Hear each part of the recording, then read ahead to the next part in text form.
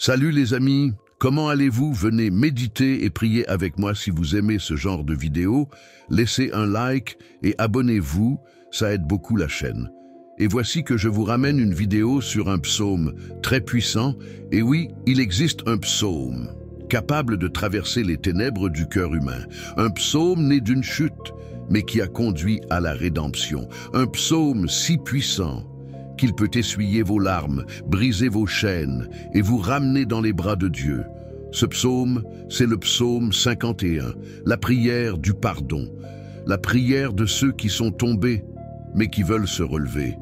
Si vous portez en vous une faute, une douleur, un poids trop lourd, si vous avez soif de miséricorde, de paix ou simplement de recommencer à zéro, alors ce psaume est pour vous.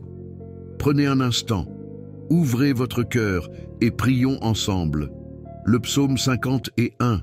Et oui, mes amis, il y a des moments où l'on se sent loin de Dieu, des moments où l'on a chuté profondément, où le poids de la faute pèse lourd sur le cœur et l'âme cherche désespérément la lumière.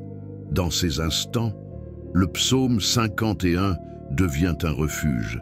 David, roi puissant, prophète et poète, a connu lui aussi la honte, la chute, le remords. Il avait tout, mais il a failli. Et dans sa douleur, il a écrit ces mots, des mots que des millions d'âmes blessées ont repris depuis. Ô Dieu, aie pitié de moi dans ta bonté. Selon ta grande miséricorde, efface mes transgressions. Lave-moi complètement de mon iniquité et purifie-moi de mon péché. Ce psaume n'est pas une simple prière, c'est un cri de détresse, mais aussi un cri d'amour, celui d'un homme brisé qui revient vers son Père. Crée en moi un cœur pur, ô Dieu, renouvelle en moi un esprit bien disposé.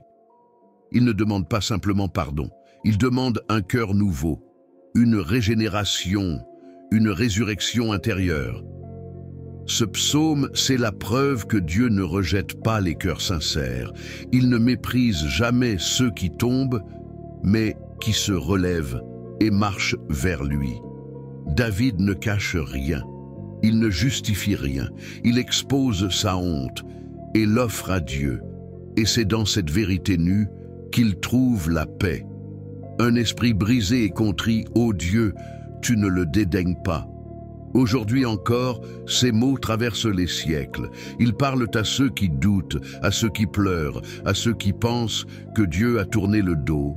Mais non, Dieu attend.